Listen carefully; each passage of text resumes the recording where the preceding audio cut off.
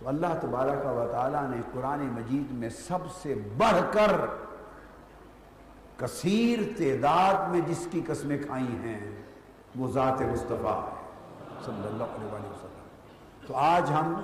عظمت مصطفیٰ صلی اللہ علیہ وآلہ وسلم کو اللہ تعالیٰ کی قسموں کی روشنی میں دیکھنا چاہتے ہیں۔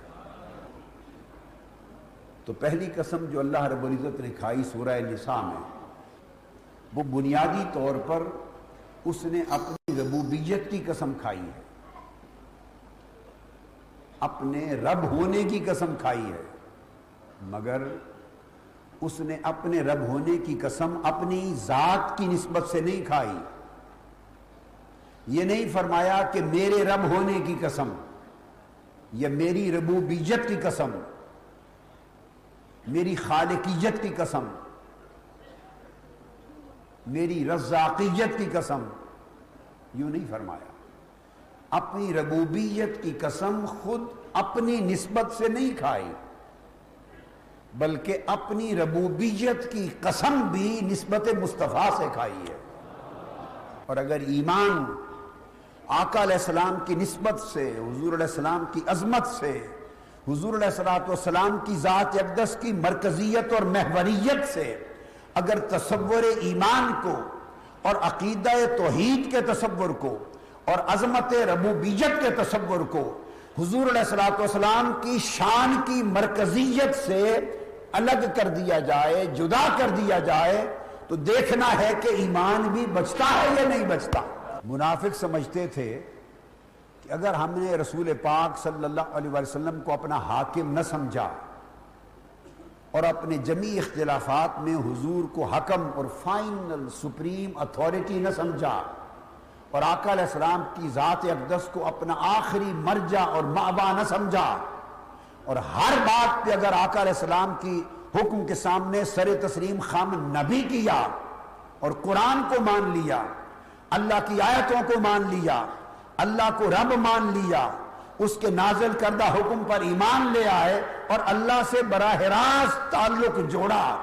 اور آقا علیہ السلام کی بارگاہ کی عظمت سے، آقا علیہ السلام کی بارگاہ کی حجیت سے، آقا علیہ السلام کی بارگاہ کی مرکزیت و محوریت سے اگر ہم پیچھے بھی ہٹ گئے، منکر بھی ہو گئے اور اللہ کو مانتے رہے، تو پھر بھی ہمیں اللہ قبول کر لے گا، ہمارا ایمان مقبول ہو جائے گا۔ اس لیے قرآن مجید میں کہا گیا وَإِذَا قِيلَ لَهُمْ تَعَالَوْا إِلَىٰ مَا أَنزَلَ اللَّهُ وَإِلَى الرَّسُولِ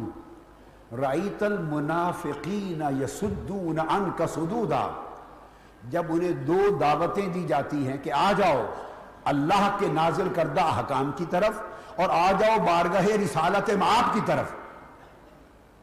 تو رأیت المنافقین یصدون عنک صدودا، تو میرے حبیب آپ منافقوں کو دیکھیں گے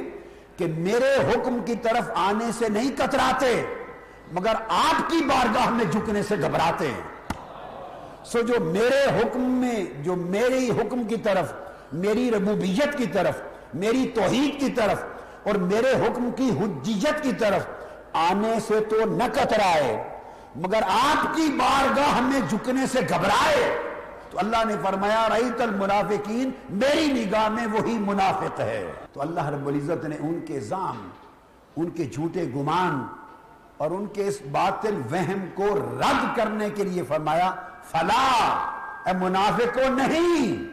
ایسا کبھی نہیں ہو سکتا۔ لا کا معنی یہ ہے، پہلی تفسیر فلا، پس ایسا نہیں ہو سکتا کہ میری طرف آؤ اور میرے مصطفیٰ کی طرف نہ جاؤ، مجھے مانو، میرے محبوب کو نہ مانو، میرے رب ہونے پر تمہارا اقرار ہو